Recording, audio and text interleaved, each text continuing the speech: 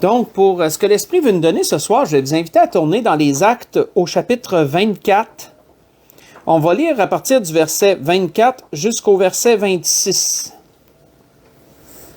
Dans les Actes au chapitre 24, verset 24 au verset 26. Un peu d'histoire ce soir, une petite portion d'histoire, puis en même temps, portion d'histoire accompagnée de la parole de Dieu à propos d'un personnage, je dirais, qu'on ne connaît pas vraiment, mais qu'on va apprendre à connaître, je vous dirais, ce soir. Et j'ai bien aimé ce que l'Esprit m'a donné pour nous ce soir. Ça apporte une petite touche de compréhension de plus du pourquoi que certaines paroles ont été dites, mais on va voir ça.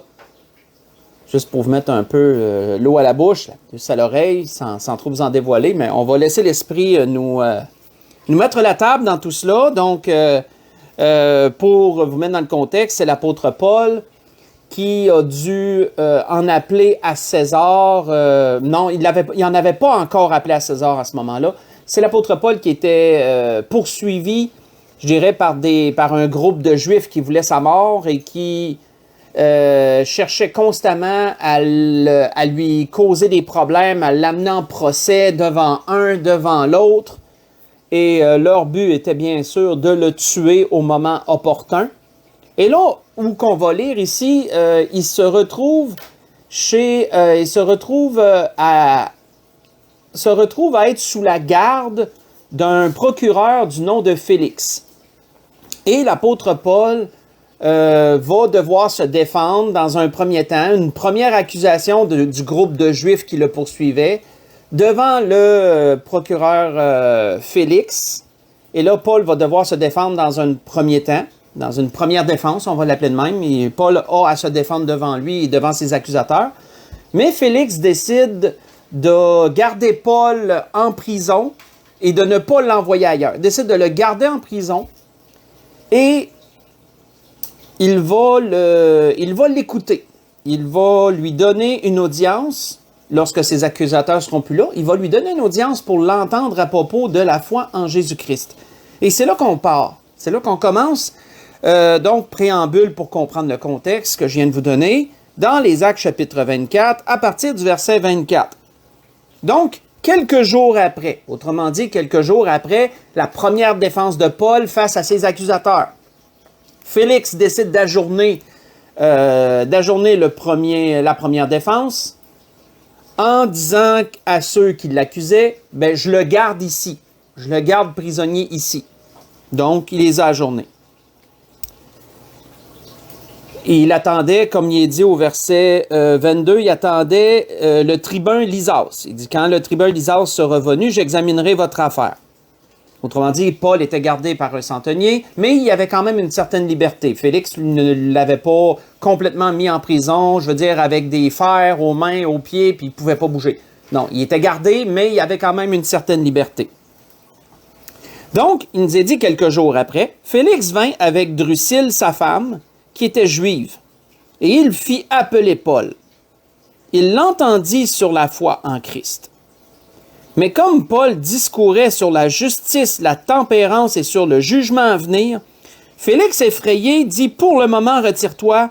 Quand j'en trouverai l'occasion, je te rappellerai. » Il espérait en même temps que Paul lui donnerait de l'argent. Aussi l'envoyait-il chercher assez fréquemment pour s'entretenir avec lui. On va arrêter ici. Donc, on voit que Félix, que la Bible nous dit qui était très au fait du judaïsme, Félix connaissait bien les rouages, je dirais, même s'il n'était pas juif lui-même, il connaissait assez bien les rouages du judaïsme, qui était autrement dit la loi de Moïse, la religion juive. Là. Il était quand même assez au fait de ces choses-là. C'est ce qu'on peut voir. C'est où qu'on voit ça? Il y a un commentaire qui nous le dit. Je me souviens plus. Oui, c'était au début du verset 22. Oui, au début du verset 22, ça nous est mentionné. Et donc, Félix décide d'entendre Paul à propos de la foi en Jésus-Christ. Parce qu'il comprenait que ça semblait dériver du judaïsme, ça semblait avoir un lien. mais que c'était une nouvelle doctrine à ce temps-là. Et donc, il voulait l'entendre. Parce que, souvenez-vous, dans ce temps-là, il n'y avait pas de télévision, il n'y avait pas d'Internet, des moyens de se divertir, il y en avait beaucoup moins. Donc, entre autres choses, les gens se divertissaient. Lorsqu'ils entendaient des nouvelles choses, ben, c'était une façon de se divertir que d'avoir une audience, de donner audience à une personne qui apportait des nouveautés et de l'écouter. Et donc, Félix décide d'entendre Paul sur la nouvelle doctrine en Jésus-Christ. Mais Paul a plutôt parlé de choses qui ont dérangé Félix grandement. Au point que Félix ne soit pas capable de supporter le discours de Paul et arrête l'entretien, là, et qu'il l'ajourne à plus tard. Qu'il dit « Retire-toi, là, je suis plus capable. Retire-toi, je vais te rappeler à un moment donné. » De quoi Paul lui avait-il parlé pour que Félix réagisse comme ça? Et pourquoi? Et Félix a-t-il réagi de la façon qu'il a réagi? L'Esprit veut creuser ça ce soir et en même temps mettre de l'emphase sur les 3 points que l'apôtre Paul a parlé. Quand on fait une petite visite dans l'histoire, on se rend compte qu'il y a 2 auteurs, il y a 2 historiens, un juif et un romain, qui ont parlé de Félix. Et ce qu'ils ont révélé à propos de Félix est assez particulier. Ça l'aide à comprendre des choses, disons. Un de ces historiens, c'est Flavius Joseph, c'est un historien juif, assez populaire quand on veut connaître des personnages historiques, que ce soit des empereurs romains ou des gouverneurs, comme Félix, entre autres choses. Flavius Joseph est une référence en histoire. C'est une référence d'un historien qui était à ce temps-là et qui a laissé beaucoup d'écrits. Et aussi un autre historien romain qui s'appelait Tacite. Lui aussi a écrit beaucoup sur différents empereurs et différents gouverneurs, etc. Et entre autres choses, tous 2 ont écrit à propos de Félix. Ils ont écrit à propos de Félix. Et dans un premier temps, ce qu'on apprend à propos de Félix, c'est que c'était un affranchi, c'était autrement dit un esclave qui avait été affranchi par l'empereur Claude, parce qu'il était du temps de l'empereur Claude. Et étant affranchi, il avait réussi à rentrer dans les bonnes grâces de Claude par son frère et il avait réussi à gravir des échelons, pour en venir finalement à être gouverneur de la Judée. Donc, étant gouverneur de la Judée, on pourrait penser que son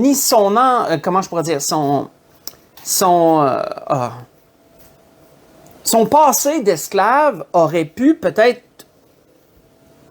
attendrir son cœur, aurait pu peut-être lui montrer une autre facette de la gouvernance, mais pas du tout. Les 2 historiens en question que je vous ai parlé mentionnent que Félix était un homme, c'était un homme qui était corrompu et immoral, selon leur dire. C'était un homme qui gouvernait avec cruauté et qui était cupide, un homme qui aimait l'argent, entre autres choses. C'était un homme qui était réputé pour accepter assez fréquemment des pots de vin. Vous savez sans doute c'est quoi des pots de vin. Et ainsi, il rendait une justice pas totalement juste. C'était selon que tu le payais. Il était achetable, autrement dit, pour rendre certains jugements, etc., etc. Et souvent, il se livrait à des abus de pouvoir. Donc, c'était pas un homme qui était très juste dans ses décisions. D'ailleurs, un commentaire intéressant qu'on a lu, c'est qu'il gardait Paul parce qu'il pensait que Paul allait lui donner de l'argent. Donc, on peut voir ce côté cupide que les historiens parlent. On peut le voir dans un des commentaires qu'on a lu au verset 26. Hein. Il espérait en même temps que Paul lui donnerait de l'argent, puis c'est pour ça qu'il l'envoyait fréquemment chercher. Quand on comprend cette première facette que les historiens nous révèlent de Félix, de son nom Antiochus, me semble, c'est-tu Antiochus ou Antonius? Ah, Antonius. Me semble que c'est Antonius Félix. Sous toute réserve, c'est Antonius Félix. Mais quand on comprend cette première facette de sa personne, qui est un homme immoral, un homme corrompu, un homme achetable, cupide, on se surprend moins que l'apôtre Paul lui ait premièrement parlé de justice. On se surprend moins. Là où lui avait convoqué Paul pour entendre parler de la foi en Jésus-Christ, la Bible nous dit que mais Paul lui a parlé plutôt de justice. De justice. Autrement dit, Paul a martelé à Félix un message particulier dans un premier temps, que l'homme doit apprendre à vivre d'une façon acceptable devant Dieu. Parce que c'est ça le principe de la justice. Quelqu'un qui est juste est quelqu'un qui va marcher d'une façon acceptable devant Dieu. Il va exercer ce que Dieu est par-dessus tout, la justice. Dieu est juste, donc il va exercer la justice. Paul martèle premièrement dans un premier temps, martèle ce message à Félix. L'homme doit apprendre à marcher d'une façon acceptable devant Dieu. Il doit être juste. Et quand on regarde selon la parole, la justice dans un premier temps, on voit que ça, c'est un message que notre Seigneur avait beaucoup dans la bouche. Le Seigneur a parlé énormément de justice dans beaucoup d'endroits. Entre autres choses, sans perdre l'endroit, c'est vrai qu'on va faire des références, mais on n'aura sans doute pas à lire tout de suite. Mais en tout cas, perdez pas l'endroit pour être sûr, mais on va aller ensemble dans Matthieu chapitre 6, on va aller voir ce que le Seigneur a dit à propos de la justice dans un premier temps. Qu'est-ce que le Seigneur avait dit à propos de la justice? C'est vrai, c'est l'autre bord. Dans Matthieu chapitre 6, on voit cela. Qu'est-ce que le Seigneur avait dit à propos de la justice? Parce que c'est pas banal. La justice n'était pas qu'un simple sujet parmi tant d'autres. Le Seigneur donne une recommandation assez particulière à propos de la justice. Si on lit dans Matthieu chapitre 6 à partir du verset 25, on va voir l'étude au complet, le sujet au complet, puis les recommandations du Seigneur à la fin de ce sujet en rapport avec ça, entre autres choses. Seigneur disait, c'est pourquoi, Matthieu chapitre 6, verset 25, c'est pourquoi je vous dis, ne vous inquiétez pas pour votre vie, de ce que vous mangerez, ni pour votre corps, de quoi vous serez vêtus. La vie n'est-elle pas plus que la nourriture, et le corps plus que le vêtement? Regardez les oiseaux du ciel, ils ne sèment ni ne moissonnent, et ils n'amassent rien dans des greniers, et votre Père céleste les nourrit. Ne valez-vous pas beaucoup plus qu'eux? Qui de vous, par ses inquiétudes, peut ajouter une coudée à la durée de sa vie? Et pourquoi vous inquiétez au sujet du vêtement? Considérez comment croissent les lys des champs. Ils ne travaillent ni ne filent. Cependant, je vous dis que Salomon même, dans toute sa gloire, n'a pas été vêtu comme l'un d'eux. Si Dieu revint ainsi l'herbe des champs, qui existe aujourd'hui, qui demain sera jeté au four, ne vous verra-t-il pas, ne vous vêtira-t-il pas, à plus forte raison, gens de peu de foi? Ne vous inquiétez donc point et ne dites pas, que mangerons-nous? Que boirons-nous? De quoi serons-nous vêtus? Car toutes ces choses, ce sont les païens qui les recherchent. Votre Père céleste sait que vous en avez besoin. Cherchez premièrement quoi? Cherchez premièrement le royaume et la justice de Dieu. Et toutes ces choses vous seront données par-dessus. Ne vous inquiétez donc pas du lendemain, car le lendemain aura soin de lui-même. À chaque jour suffit sa peine. On voit que dès le début de ce grand sermon sur la montagne, Jésus a prononcé ce que les théologiens ont appelé des béatitudes. Les heureux, là. Où Jésus disait heureux ci, heureux ça, heureux ça. Entre autres, Jésus avait dit quoi? Heureux ceux qui ont faim et soif de la justice, car ils seront rassasiés. Dans Matthieu 5, verset 6. Pourquoi avoir faim et soif de la justice? C'est pas seulement d'avoir faim et soif de la justice qui viendra un jour sur la terre ou que le Seigneur, lorsqu'il viendra régner, établira la justice, c'est pas juste d'avoir faim et soif d'une justice future. On voit que le Seigneur parlait également d'avoir faim et soif de vivre selon la justice aussi présente. On peut le prendre aussi sous cet aspect-là. D'avoir faim et soif de vivre selon les voies de Dieu dans le présent. Si quelqu'un a faim et soif de vivre d'une façon acceptable devant Dieu, Jésus le qualifie de heureux. Heureux seras-tu. Jésus disait également, heureux l'homme qui accepte d'être persécuté pour la justice. Heureux celui qui sera persécuté pour la justice. Ça veut dire que ce n'est pas toujours à vivre d'une façon acceptable devant Dieu, ne sera pas toujours chose aisée, et ça ne sera pas toujours chose, qui vont être approuvées de tous. Parfois, tu peux vivre des persécutions pour avoir agi selon la droiture, selon d'une façon acceptable devant Dieu, selon la justice. Et Jésus dit quoi? Si tu as vécu selon la justice, tu es heureux.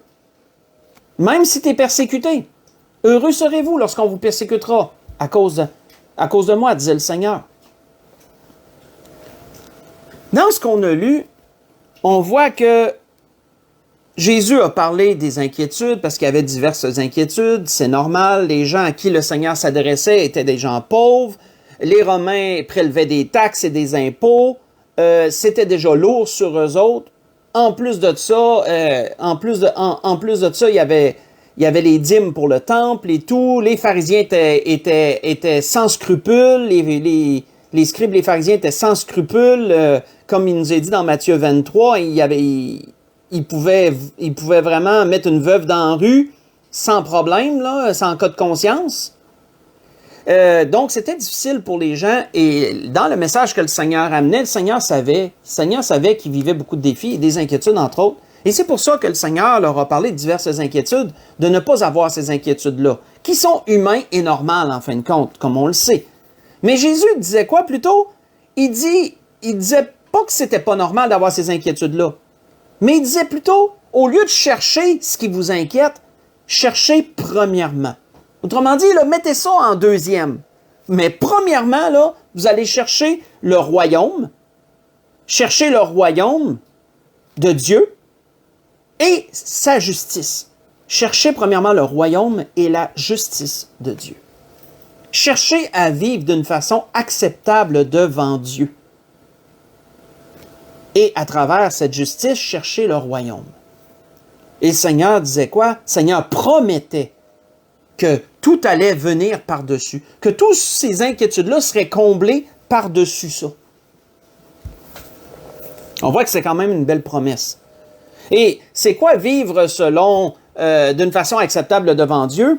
On voit que le père de Jean le Baptiste, Zacharie, lorsqu'il a composé son cantique, et à la naissance de Jean, si ma mémoire est bonne, lorsqu'il a composé son cantique, il avait décrit c'était quoi vivre d'une façon acceptable devant Dieu. Il avait dit, entre autres, qu'on doit marcher devant lui, en voulant dire Dieu, dans la sainteté et dans la justice tous les jours de notre vie. Vous voyez ça dans Luc 1, verset 75. Mais avant d'enchaîner, il y a une chose qui est importante de rappeler à travers ce premier point qui est la justice dont l'apôtre Paul a parlé à Félix. C'est que pour vivre d'une façon acceptable devant Dieu, nous devons premièrement être justifiés par Dieu à travers Jésus-Christ. Quelqu'un qui n'est pas justifié par Dieu aura beau être la meilleure personne au monde, cela ne le sauvera pas. Parce que l'apôtre Paul l'avait établi clairement dans Éphésiens chapitre 2, alentour du verset 8, qu'on n'est pas sauvé par nos œuvres. Nos œuvres ne rencontrent pas le standard de Dieu, aussi bonnes soient-elles. Ça prend Jésus. Jésus est le seul qui a vécu la vie parfaite, qui rencontre les standards de Dieu. À travers Jésus, on doit vivre selon la justice. Ça, c'est important de le rappeler, pour pas qu'il y ait des confusions, qu'à penser que j'ai juste à m'efforcer de vivre d'une façon juste, pas besoin d'accepter Jésus, j'ai juste besoin de vivre d'une façon aussi juste que je peux. Non. Cherchez pas ça, vous allez chercher en vain, vous allez demeurer dans vos péchés et en bout de ligne, vous allez quand même malheureusement aller dans la condamnation éternelle. Donc, c'est non. Jésus est le seul chemin, la vérité et la vie. Ça reste un fait. Mais, même à travers Jésus, on ne peut pas s'asseoir sur nos lauriers, on doit chercher à vivre selon la justice. Donc, quand on comprend, si je reviens à Félix et à Paul, on peut comprendre pourquoi, premièrement, le thème de la justice a dérangé Félix beaucoup. Parce que ce n'était pas un homme qui vivait du tout selon la justice, d'après ce que les historiens nous décrivent, dans toutes les choses que je vous ai mentionnées précédemment. Mais l'apôtre Paul a parlé d'un deuxième point. Et là encore, les historiens nous éclairent sur une autre portion de la vie d'Antonius, il me semble que c'est Antonius Félix, de Félix, on va simplement l'appeler Félix, comme la Bible dit. Les historiens nous éclairent sur une autre portion de la vie de Félix, c'est que c'était pas un homme qui était très moral dans ses mœurs. C'est un homme qui avait été divorcé, marié et divorcé 2 fois, pour des raisons douteuses. Et la femme qui nous est mentionnée dans les Actes chapitre 24, là, Drusille, c'était sa 3e femme.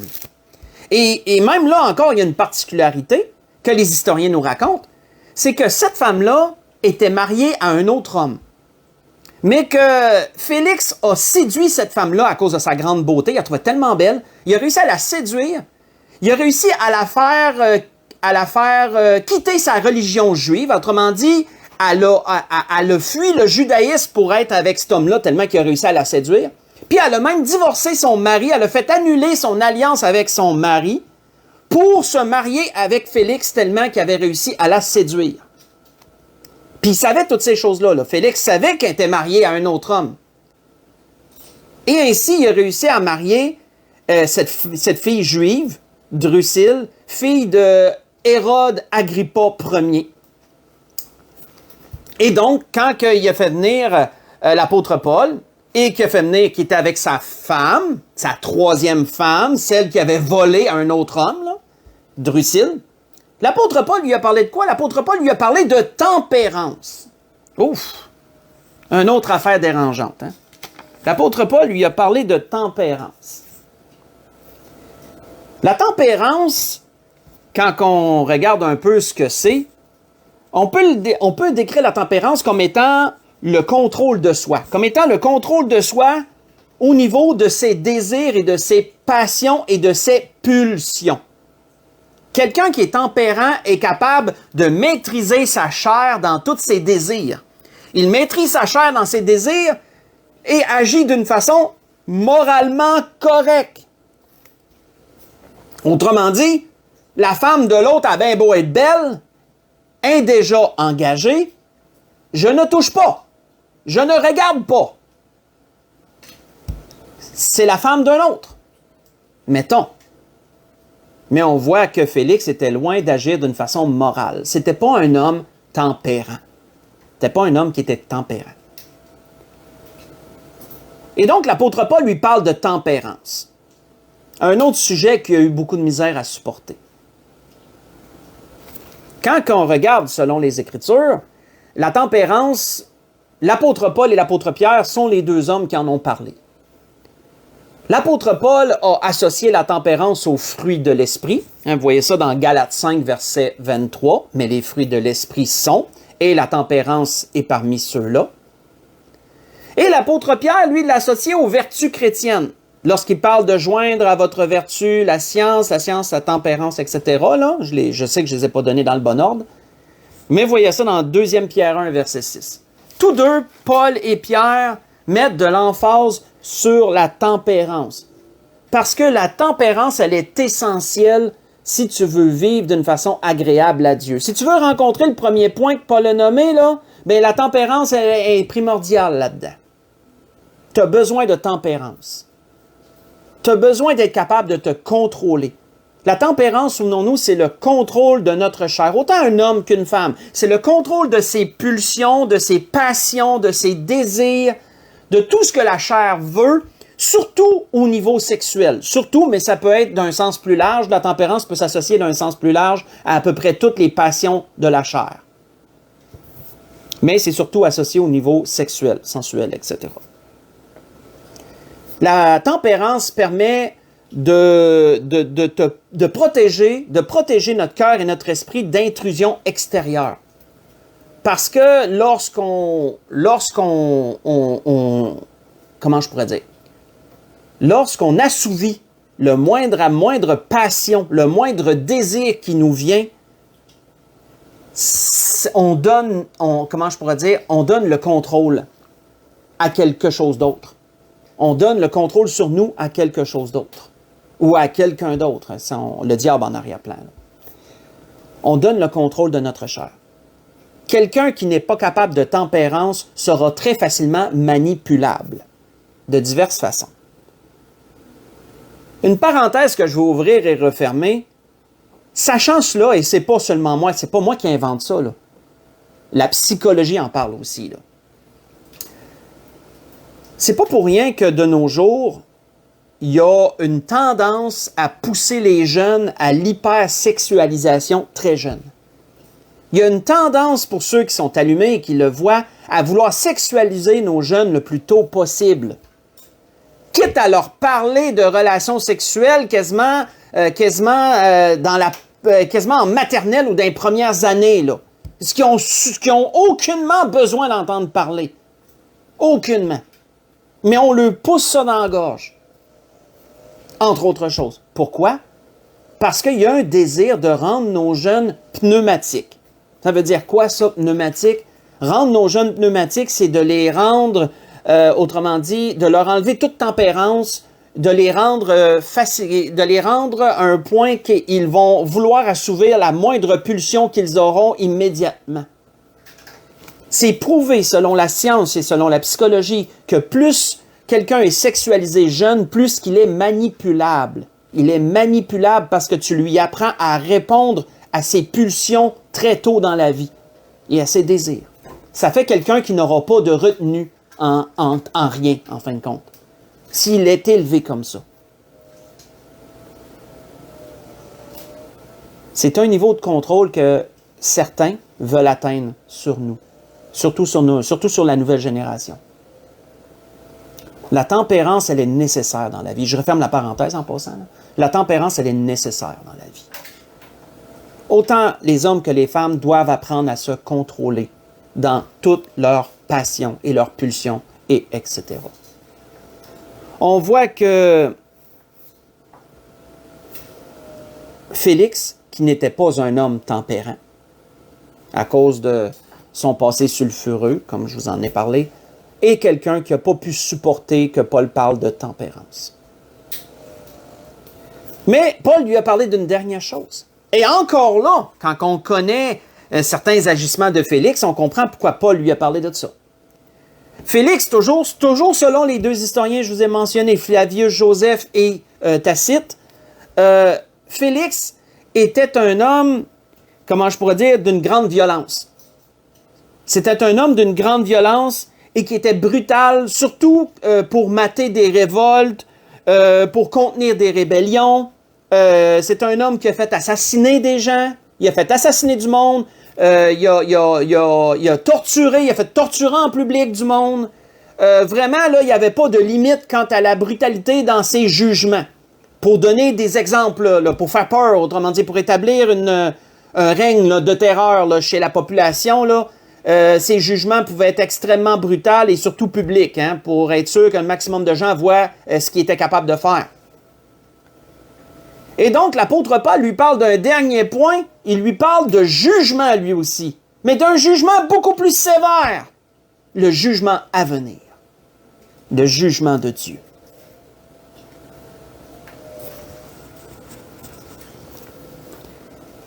Toujours selon ces deux historiens, Félix a tellement été loin dans sa brutalité qu'à un moment donné, l'empereur Claude a dû l'amener devant lui pour qu'il réponde de ses actes.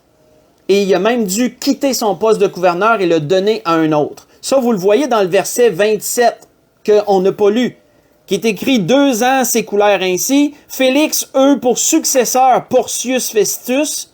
Dans le désir de plaire aux Juifs, Félix laissa Paul en prison. » La Bible ne nous dit pas le pourquoi là, qu'il a dû laisser son poste à un autre, mais c'est à cause de la raison que les deux historiens nous ont dit que je viens de vous nommer. Tellement brutal, tellement sadique, que l'empereur lui-même il l'a convoqué pour qu'il s'explique, puis il a perdu son poste de gouverneur. Parce que il amenait la populace dans la révolte, là. La brutalité, à un moment donné, ça fait l'effet inverse. Hein. Tu peux pas contrôler des gens toujours comme ça. Là. À un moment donné, les gens n'ont plus rien à perdre, ils se révoltent. Puis c'est un peu ça qui arrivait. Là. Fait que c'est pour ça que Claude l'a tassé. Mais c'est pour dire, frères et sœurs. Et Paul, connaissant l'homme, Paul lui parle de ce troisième point, il lui parle de jugement à venir. Un jugement beaucoup plus sévère que toute la brutalité, la cruauté qu'il pouvait avoir ici-bas. C'est le jugement de Dieu. Le roi le plus sage des Écritures nous a parlé de Dieu en ces termes. Nous a parlé du jugement à venir. C'est très intéressant de voir ce qu'il nous en dit. Et pour ça, je vais vous inviter, on va aller faire un tour dans l'Ancien Testament, on va aller voir un tour dans l'Ecclésiaste. On va aller voir qu'est-ce que Salomon, le roi le plus sage qui a passé parmi les hommes, et là, bien sûr, Jésus, le roi des rois, je ne parle pas de Jésus. Je sais que Jésus était plus sage que Salomon. On parle de l'homme humain, pécheur, le plus sage qui a passé ici-bas. Donc, Salomon, le roi Salomon. Dans les Ecclésiastes, au chapitre 12, qu'est-ce qu'il nous est dit? Ecclésiaste, chapitre 12. Quelle fut la fin de ce livre, d'un grand livre, je trouve, qui est le livre de l'Ecclésiaste, un livre de constat,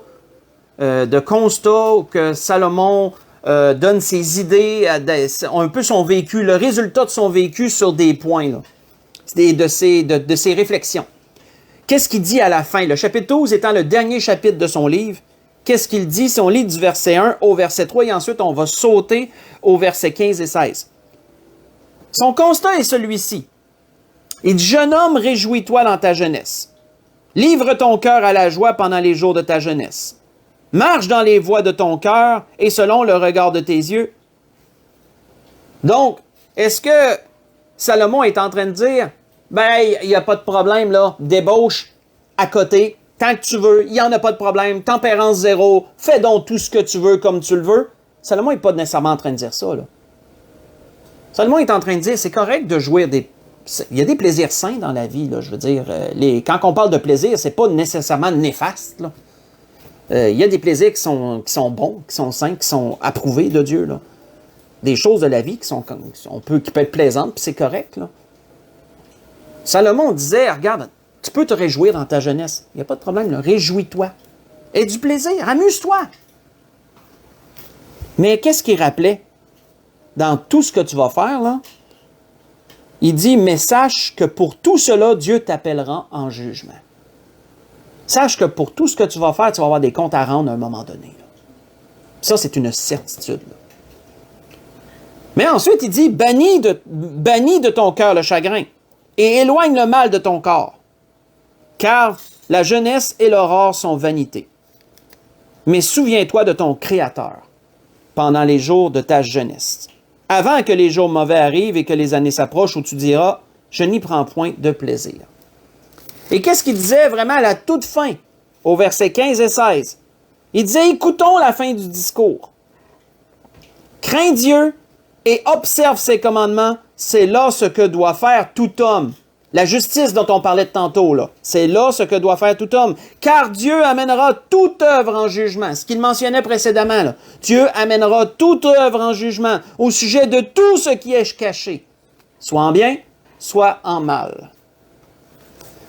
S'il y a une chose qui nous est mentionnée à plusieurs endroits dans les Écritures, c'est qu'il y a un temps et un jugement fixé par Dieu pour chacun des êtres humains. Bien sûr, ce jugement-là est en deux temps, dépendant dans quelle catégorie. Il est en deux catégories. Je ne veux pas deux temps, plutôt deux catégories. Pour ceux qui sont perdus, pour ceux qui meurent dans la perdition, qui rejettent l'appel de Dieu à travers Jésus-Christ, qui ne sont pas justifiés par le sacrifice de Jésus-Christ parce qu'ils ne l'ont jamais reçu, ils ne l'ont jamais accepté. Pour ceux-là, le jugement, c'est premièrement d'aller en enfer, qui est une prison, en attente du jugement dernier, qui est le lac de feu et de soufre. là où une personne va souffrir pour l'éternité. La Bible est formelle sur ça. Et vous pouvez aller voir ça dans l'Apocalypse 20, versets 11 à 15. C'est dit. Mais, si tu as accepté Jésus comme ton Sauveur et Seigneur, si tu as été justifié à travers lui, tu l'as accepté, tu as été justifié par Dieu à travers son sacrifice, rendu juste devant Dieu, bien, à ce moment-là, la seconde mort, qui est appelée aussi le lac de feu et de soufre, c'est appelé aussi la seconde mort, c'est évité. L'enfer, c'est évité. Mais est-ce que ça veut dire pour autant que tu n'as pas de compte à rendre? Absolument pas. Qu'est-ce que l'apôtre Paul rappelait aux Corinthiens? L'apôtre Paul disait « Car il nous faut tous comparaître devant le tribunal de Christ. » Ça, c'est pas la même chose que le jugement dernier, là. Le tribunal de Christ, c'est pour les chrétiens. C'est pour ceux qui appartiennent à Dieu. Pour ceux qui sont ses enfants d'adoption. Ils auront quand même des comptes à rendre. Le tribunal de Christ, l'apôtre Paul disait, afin que chacun reçoive selon le bien ou le mal qu'il aura fait étant dans son corps. Vous voyez ça dans 2 Corinthiens 5, verset 10. C'est pas parce qu'on évite l'enfer et le lac de feu et de soufre qu'il n'y a pas de compte à rendre. Donc, une fois que tu es justifié par le sacrifice, par le sang de Christ et son sacrifice à la croix, ben tu dois marcher selon la justice, selon la tempérance, par la tempérance, en vue du jugement à venir, qui pour nous se retrouve à être une rétribution, parce que le tribunal de Christ est une rétribution. C'est là que chacun de ceux qui appartiennent à Dieu et à Christ, on pourrait dire aussi, ben ils reçoivent rétribution selon comment qu'ils auront géré leur vie. On va simplifier comme ça. Et donc, Félix, historiquement, nous a été dépeint, oui, par les 2 historiens que je vous ai mentionnés, comme quelqu'un qui avait une très mauvaise gestion de sa gouvernance, très mauvaise gestion. Il était corrompu, il était dans l'autoritarisme, c'était un dictateur, ni plus ni moins, on va dire ça comme ça. Et on peut comprendre mieux pourquoi l'apôtre Paul, quand il a voulu entendre parler de Jésus, l'apôtre Paul lui a plutôt parlé de 3 points. 3 points qu'il n'a pas été capable de supporter d'entendre. La justice, la tempérance et le jugement à venir. Et on comprend mieux pourquoi que quand Paul tombait dans ces sujets-là, Félix, il renvoyait. Il disait, regarde, je ne veux pas en entendre parler, on reviendra une autre fois. C'est parce que Paul il appuyait où ça faisait mal. Il appuyait où ça faisait mal, puis cet homme-là se savait condamné, il se sentait condamné. Il savait qu'il était mal dans ce qu'il faisait. L'histoire ne nous dit pas si Félix a plus tard accepté Jésus comme son sauveur après l'avoir entendu tout ce que Paul lui a donné. On ne le sait pas. L'histoire non plus n'en parle pas. En tout cas, pas de ces historiens-là. Mais il y a une chose qui est sûre, c'est qu'il y avait quand même une base, Félix. Parce que il agissait comme il agissait, mais pourtant, la Bible nous dit qu'il connaissait ce qui concernait le judaïsme. Puis on sait que la loi de Moïse et le judaïsme était quand même une base que Dieu avait établie, là. C'était l'ancienne alliance, là. Donc, il y avait quand même une base morale, dans le sens que, je veux dire, il y avait une connaissance, pas une base. Il ne l'avait pas comme base dans sa vie, mais il y avait une connaissance d'une certaine moralité, là. Pas de la moralité que Dieu demande. L'apôtre Paul a simplement raffiné à travers Jésus-Christ en pesant sur ces 3 points-là, en mettant de l'emphase sur les 3 points qu'on a mentionnés. Et c'était ce que l'Esprit voulait nous dire ce soir. De comprendre un peu mieux pourquoi Paul a parlé ainsi à cet homme, à Félix, connaissant son histoire maintenant. Et aussi, l'apôtre Paul avait mentionné quelque chose, et pour conclure, on va retourner dans les Actes chapitre 24, pour ceux qui n'avaient pas perdu l'endroit, sinon on pourrait le retrouver. Dans les Actes chapitre 24, on va reculer, toujours dans le chapitre 24, on va reculer. Dans sa première défense, Paul avait mentionné une chose que lui faisait. Il avait mentionné ce que lui faisait. Et l'Esprit veut terminer ce message ce soir sur ce point. Si on lit à partir du verset 14 jusqu'au verset 16, toujours dans le chapitre 24, Actes chapitre 24, verset 14 au verset 16, dans son premier plaidoyer face à ses accusateurs juifs, Paul dit à Félix, « Je t'avoue bien que je sers le Dieu de mes pères selon la voie qu'ils appellent une secte, croyant tout ce qui est écrit dans la loi et dans les prophètes, et ayant en Dieu cette espérance, comme ils l'ont eux-mêmes, en parlant de ces Juifs qui l'accusaient, qu'il y aura une résurrection des justes et des injustes. C'est pourquoi, et là, notez ce que Paul dit qu'il faisait lui, c'est pourquoi je m'efforce d'avoir constamment une conscience, sans reproche devant Dieu et devant les hommes. On va arrêter ici. L'apôtre Paul disait que, personnellement, lui, il s'efforçait d'avoir une conscience sans reproche devant Dieu et devant les hommes. Et comment pouvait-il avoir une conscience sans reproche devant Dieu et devant les hommes? Bien, l'apôtre Paul vivait selon la justice, en exerçant la tempérance dans sa vie, et il savait qu'il y aurait un jugement à venir, et cela, lui, le faisait agir avec une crainte respectueuse de Dieu. La grâce que je nous souhaite à tous, frères et sœurs, c'est qu'on a vu un très mauvais exemple de vie. Ce soir, on a vu Félix, et je ne crois pas que beaucoup de monde pourrait s'associer à Félix. Je pense que la majorité des gens, en tout cas de ceux que je connais, sont pas mal plus moraux que Félix. Là. Mais tout de même, on a vu quand même des choses, on a vu ces points importants que Paul a mentionnés. Mais la grâce que je nous souhaite à tous, c'est que nous puissions nous efforcer. Bien sûr, une fois qu'on est venu à Jésus, parce que le début du chemin, c'est de venir à Jésus, c'est pas la fin du chemin, c'est le début du chemin, ça. C'est de venir à Jésus. Une fois qu'on est venu à Jésus, de s'efforcer de marcher avec une conscience sans reproche devant Dieu et devant les hommes. C'est ce que je nous souhaite à tous et à moi-même, bien sûr. Et c'était ce que l'Esprit voulait nous dire ce soir dans toutes ces choses. Donc, je vous souhaite à tous et à toutes une belle fin de soirée, un bon restant de semaine, et on va se dire à dimanche pour l'Église de l'Espérance. Que le Seigneur vous bénisse tous. Bonne fin de soirée.